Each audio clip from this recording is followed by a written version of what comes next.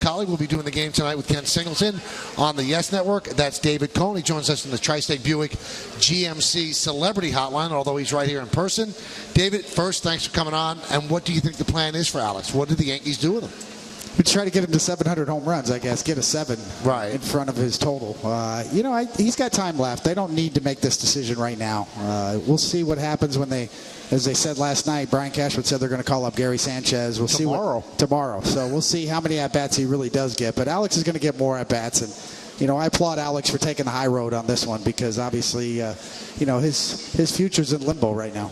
What's more embarrassing, getting released or just flat out never playing? I mean, right now they're not spending the money on Alex. He's just sitting there wasting away. And then when he does get his at-bat, he's got almost no chance because he hadn't played in a week. Yeah, that's, it's a very unenviable position to be in for Alex. But, hey, they're one game over 500. As long as they stay over 500, then those decisions kind of get pushed to the back burner. If they fall below 500, 5 games, maybe even up to 10 games below 500, then it's call up all the kids and let's plan for next year. Over the years, you've told me so many things that resonate with me and stick with me. And the one thing that I always quote to people is you said, even when you were playing great with the Yankees, they're going to have to rip the uniform off of me. And they did. I mean, they pretty much did here with the Mets. But was it painful when they did it? Would you have rather, in retrospect, walked out when you were still playing well? Well, yeah, in retrospect, hindsight's great, right? But it's a hard life to give up. It's a hard life to give up. We are the last ones to know. I know this sounds like an old cliche, but really the players are always the last ones to know.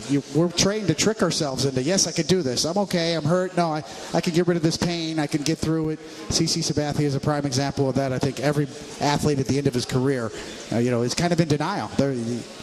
My skills haven't diminished. I can still get this done because that's the way we're trained to think.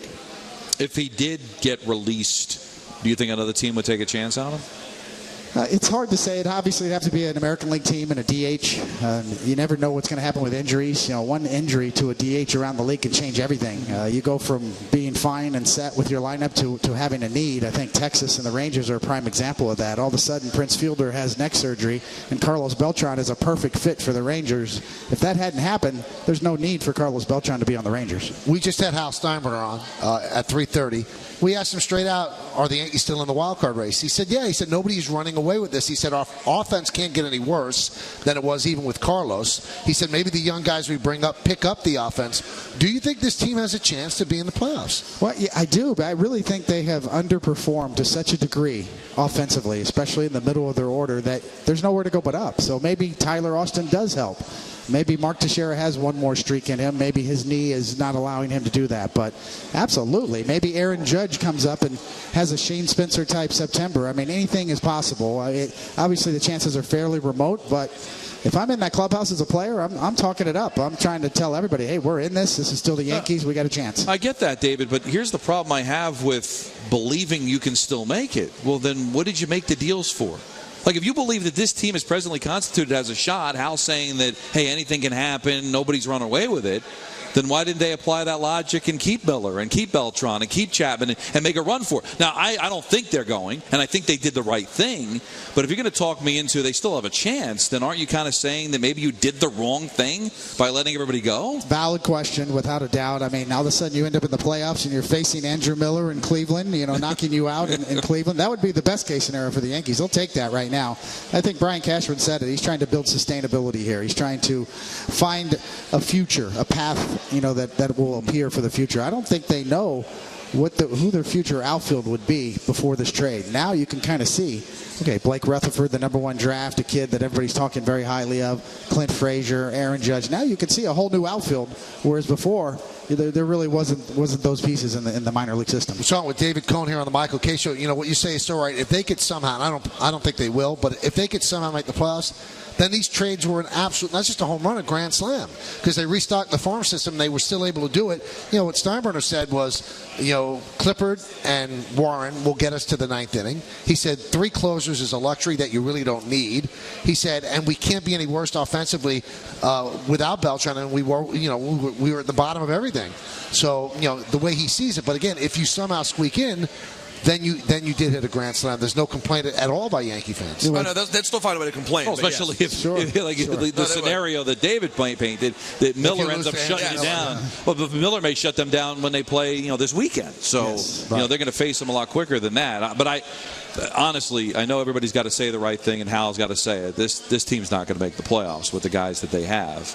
And yeah, there are teams that can run away with it. We've seen Toronto with runs. Boston's better than we thought they were going to be. So and in Baltimore, one of those teams is going to win the division, and likely the other two are going to get the wild card.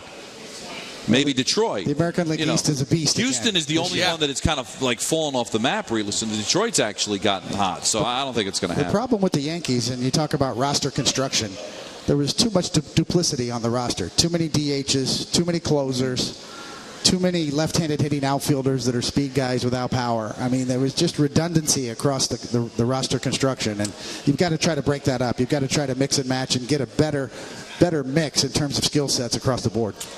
Back to A-Rod for 1 sec. Take us through the end of that part of your career. How hard is the adjustment when you realize finally, and you are the last to know, and you realize it's over? For someone like A-Rod, who's like a prodigy kind of kid, he's been doing this forever. How does he adjust? How long does that take? Forever. You're still dealing with it. Still dealing with the way my Yankee career ended that last year in 2000, the way I just fell on my face. I don't know if I'll ever get over that season, even though I got Mike Piazza out in the World Series, and we did win the World Series. We won the World Series in spite of me that year. I mean, that's how bad I was. So Alex is supremely a proud guy. He really still feels like he can hit 25 to 30 home runs a year with enough at-bats. He kind of feels like, I can guarantee you if you could get him down and talk to him off the record, he would say, I need more at-bats. Why are they jerking me around here? Why don't they just run me out there and give me more at-bats? But, if you have to be honest with yourself, the Yankee organization's got to do what they have to do. And at this point, the production's just not there. We're over the 100-game point. So I think, being honest, Alex would probably tell you that. But in the back of his mind, he still thinks he's a number 4 hitter. He still thinks he's a 25, 30 home run hitter guy.